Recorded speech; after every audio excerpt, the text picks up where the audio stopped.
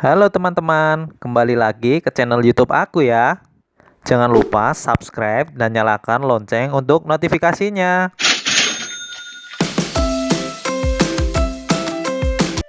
Legenda Batu Menangis. Cerita rakyat Kalimantan Barat.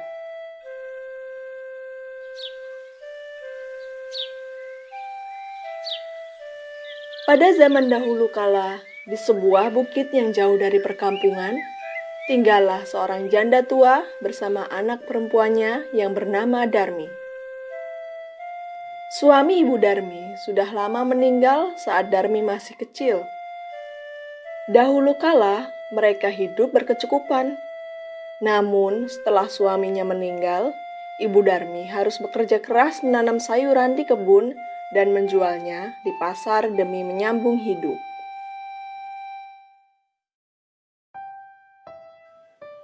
Syukurlah, hari ini cukup banyak sayur yang bisa dipanen, gumam Ibu Darmi dalam hati.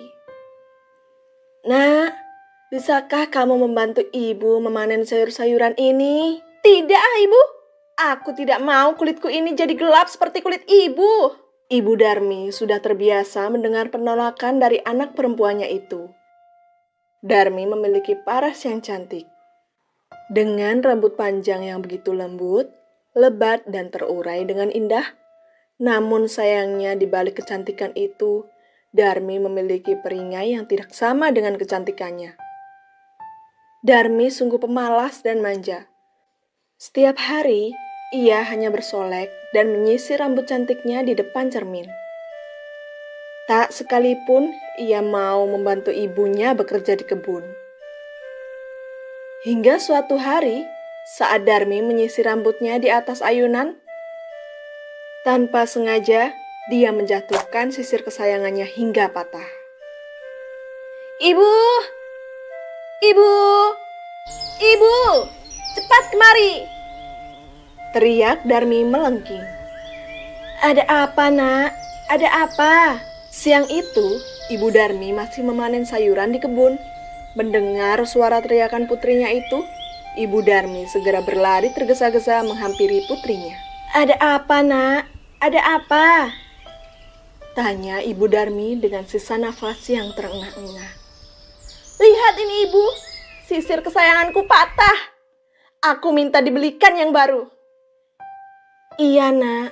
Nanti jika Ibu ke pasar, akan Ibu belikan sisir yang baru. Aku juga minta dibelikan bedak yang mahal. Tapi Ibu tidak punya cukup uang, Nak. Uang Ibu hanya cukup untuk membeli sisir saja. Mendengar jawaban ibunya, Darmi sangat marah. Pokoknya aku mau sisir dan bedak. Kalau tidak, aku akan pergi dari rumah ini.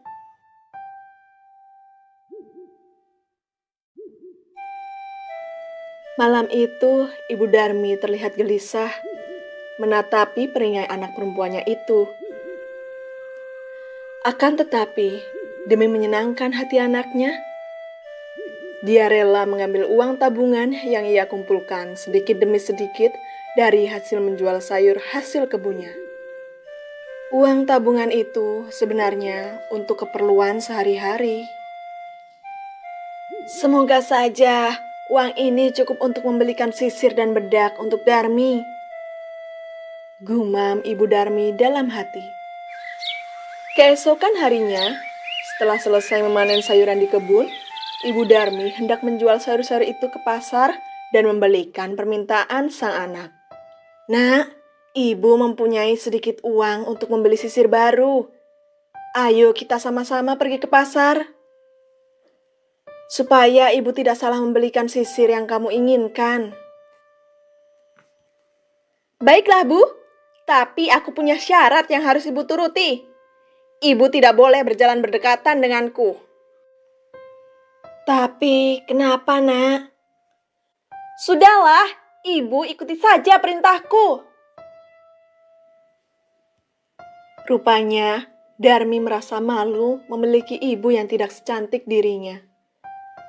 Sehingga dia meminta ibunya untuk berjalan berjauhan. Mereka pun pergi ke pasar. Selama perjalanan, Ibu Darmi terlihat bersusah payah membawa bakul yang penuh dengan sayuran itu. Karena Darmi tidak mau membantu membawa sayur dagangan ibunya itu. Setelah perjalanan panjang menuruni bukit, mereka akhirnya sampai di perkampungan. Darmi berjalan jauh di depan sang ibu. Ia tak ingin orang-orang kampung melihatnya berjalan bersama wanita tua itu. Tidak lama kemudian, di tengah perjalanan mereka bertemu dengan seseorang yang tampaknya baru saja pulang dari ladangnya. "Hai gadis cantik, boleh aku berkenalan denganmu?" kata orang itu menyapa Darmi. "Oh, tentu saja." Akhirnya mereka berdua berbincang dengan akrab sampai Ibu Darmi datang menghampiri mereka berdua. "Apa kamu berjalan sendiri atau bersama ibu tua itu? Apakah dia ibumu?" "Oh, dia bukan siapa-siapaku. Mana mungkin orang secantik diriku memiliki ibu yang jelek seperti dia. Dia adalah pembantuku." Ibu Darmi terkejut mendengar perkataan anaknya itu. Betapa sedih Ibu Darmi mendengarnya, namun ia hanya menahan dalam hati dan masih memaafkannya. Akhirnya, mereka kembali melanjutkan perjalanan. Darmi masih berjalan menjauhi ibunya yang kerepotan dengan bakul yang penuh dengan sayuran dagangannya itu. Mereka sudah berjalan lumayan lama. Setelah melewati perkampungan, mereka berdua kembali memasuki perkebunan. Di sana, Darmi kembali bertemu dengan dua pemuda kampung.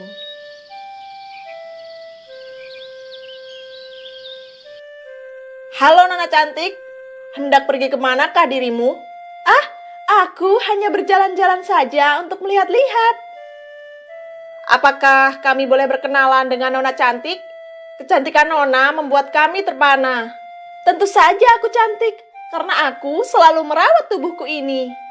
Melihat anak perempuannya dihampiri dua pemuda, Ibu Darmi merasa khawatir.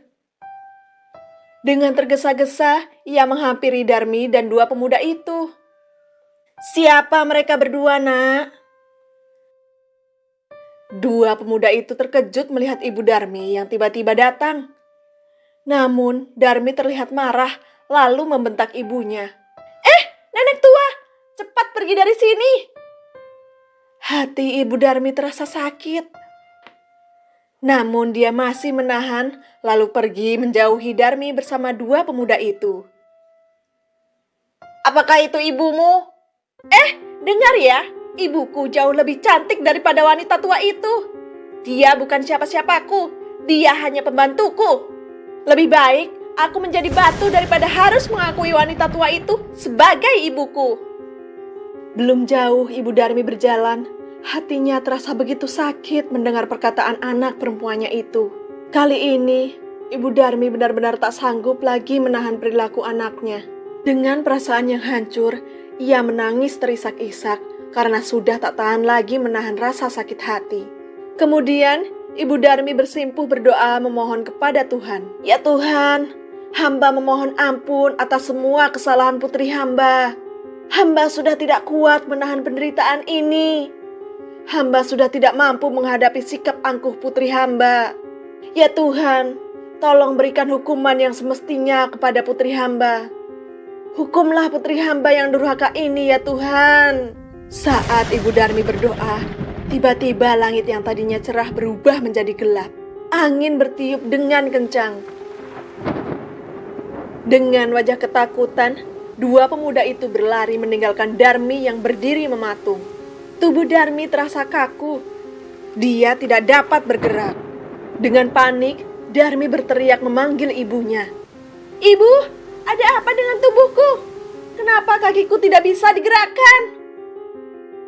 Ternyata kaki Darmi mulai membatu dan diikuti sekujur tubuhnya. Dia pun sadar atas apa yang dia lakukan. Dia pun menangis, memohon ampun kepada ibunya. "Maaf ibu, maafkan aku. Aku berjanji tidak akan mengulangi lagi. Aku mengaku salah." Ibu Darmi memeluk tubuh putrinya yang perlahan mulai berubah menjadi batu. Penyesalan Darmi sudah terlambat. Dia telah menerima hukuman karena menjadi anak yang durhaka. Ibu Darmi masih memeluk batu itu sampai dari dalam batu terus mengalir air mata sang anak.